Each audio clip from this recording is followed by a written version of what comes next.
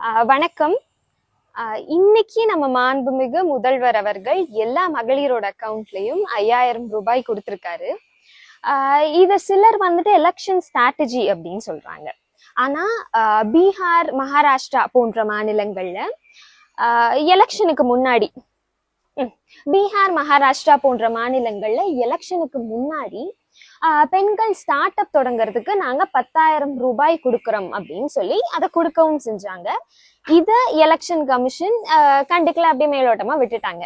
ஆனா இப்போ ஒன்றிய பாஜக ஆளாத மாநிலங்கள், அதாவது வெஸ்ட் பெங்கால், கேரளா, தமிழ்நாடு போன்ற மாநிலங்கள்ல எலெக்ஷன் வர்றதுனால ஒன்றிய பாஜகவை சேர்ந்த ஒரு வழக்கறிஞர் சுப்ரீம் கோர்ட்ல கேஸ் ஃபைல் பண்றாரு. என்னன்னா, எலெக்ஷன் டேட் அறிவிச்சதுக்கு அப்புறம் எந்தவித திட்டங்களும் செயல்படுத்தக்கூடாது அப்படின்னு சொல்லிட்டு ஒரு கேஸ் ஒன்று ஃபைல் பண்றாரு.